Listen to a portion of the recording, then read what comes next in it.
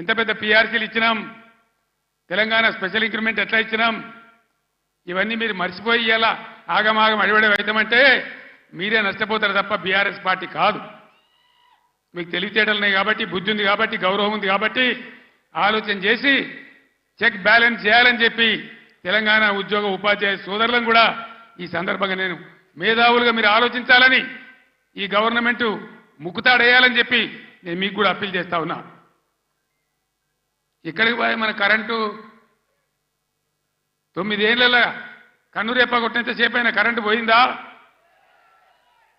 ఇవాళ పోతుందా? మరి ఇట్లే పోవన్నా ఉండాలి కదా. ఉండాలంటే పార్లమెంట్ ఎలక్షన్లో బీఆర్ఎస్ గెలవాలి.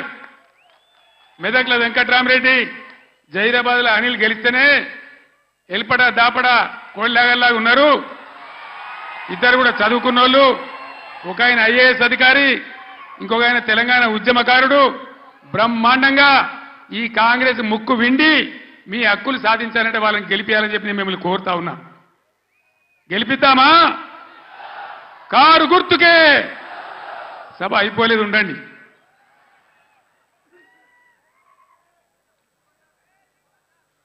ఎన్ని మాటలు చెప్పానండి. కేసీఆర్ 1,00,000 రుణమాఫీ చేసిండు కదా, ఇక ఉరికి 2 లక్షలు తెచ్చుకోండి చెప్పిండ్రా. డిసెంబర్ 9 నాడే మాఫీ చేస్తాం. ఎదురైన ఆడవిళ్ళకి 2,500 ఇస్తాం. ఎన్ని చెప్పిండ్రు? ఒక్క మాట అన్న ఖాయం ఉన్నదా? మరి ఏం జరగాలి ఇప్పుడు? ఈ రాష్ట్రం ఇట్లే పోవన్నా? నేను 15 ఏళ్ళు కొట్లాడి సాగు నోట్ల తలకాయ పెట్టి సచ్చేదాకా తెగబడి ఈ రాష్ట్రం సాధించి 10 ఏళ్ళు బ్రహ్మాండంగా అన్ని రకాల ప్రజలను కడుపులో పెట్టుకుని సాదుకున్నాం. రైతు సోదరులను కళ్ళల్లో పెట్టుకొని కాపాడుకున్నాం. ఒక పాలసీ, వ్యవసాయం ద్వారా రాష్ట్ర ఆదాయం పెంచాలని, రైతాంగాన్ని నిలబెట్టాలని అనేక మంచి స్కీములు పెట్టినాం. రైతు బందే వేయలే, ఏలటికి పూర్తి మందికి రాలే. పంటలు వచ్చినాయి, అవి కొనే దిక్కులేదు. కనీసం మద్దతు ధర పోగా 500 బోనస్ ఇస్తామన్నారు. బోనస్ బోగసేనా? బోనస్ వసూలు చేయన్నా? ఈ ప్రభుత్వాన్ని మెడలు వంచానా? వంచాలంటే మేము కొట్టి వంచాం, మీ ఓటు ద్వారానే వంచాలి. సిద్దిపేటలో మంచి దారి చూపించిన హరీష్ నాయకత్వంలో పోస్ట్ కార్డుల ఉద్యమం చేస్తా ఉన్నారు. ఇవాళ ఇక్కడ సంగారెడ్డి ఈ వేదిక నుంచి నేను యావత్తు తెలంగాణ రైతాంగానికి పిలిపిస్తా ఉన్నా. 2 లక్షల రుణమాఫీ వెంటనే చేయాలని, ఎండిపోయిన పంటలకు 25,000 నష్టపరిహారం ఇవ్వాలని, ఎకరానికి బోనస్ ఖచ్చితంగా ఇవ్వాలని, వడ్లు వెంటనే కొనుగోలు చేయాలని రాష్ట్ర వ్యాప్తంగా రైతాంగం దయచేసి రేపటి నుంచే పోస్ట్ కార్డు ఉద్యమం మొదలు పెట్టాలని కూడా సిద్దిపేటను మార్గదర్శకంగా తీసుకొని చేయాలని నేను కోరుతా ఉన్నా. ఇవన్నీ చేయాలని అడిగితే ఇప్పుడే పోచారం గారు అన్నాడు, ఒక మంత్రి ఏమో రైతు బంధు అడిగితే చెప్పుతోని కొట్టిండ్రు అంటాడు.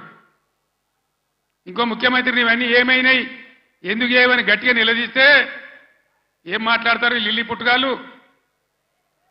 నీ గుడ్లు వీకి గోటీలు ఆడుకుంటాము, నీ పేగులు తీసి మెడలేసుకుంటాము, నిన్ను పండబెట్టి తొక్కుతాము, నీ ముడ్డి మీద షెడ్డి లేకుండా షెడ్డీలు గుద్దుకుంటాము. ఇదేనా 10 ఏళ్లలో నేను ముఖ్యమంత్రి ఉన్నప్పుడు ఒక్కసారి ఇటువంటి మాట విన్నారా?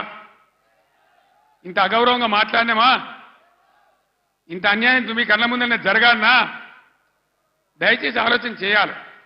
ఎలక్షన్ అంటే ఓట్లు అంటే ఏదో ఆగమాగం ఓట్లేసుడు కాదు. ఇలా సభలో ఉన్నారు, నేనే ఒక 100-150 లారీలు దాటుకుంటూ వచ్చిన, అందులో ఫుల్గా మంది ఉన్నారు.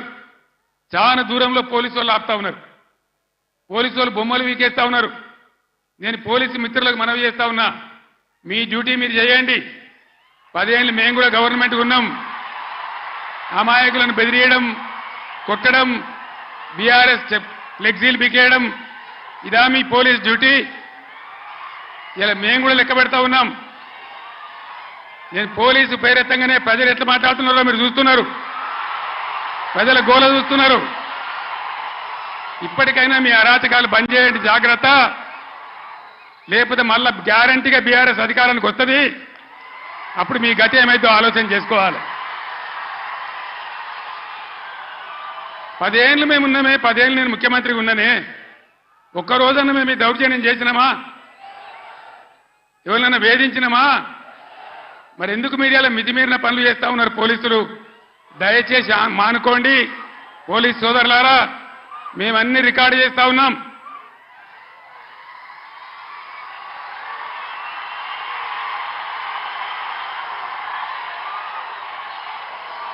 ఈ ప్రజల స్పందన చూసైనా మీరు మారాలి.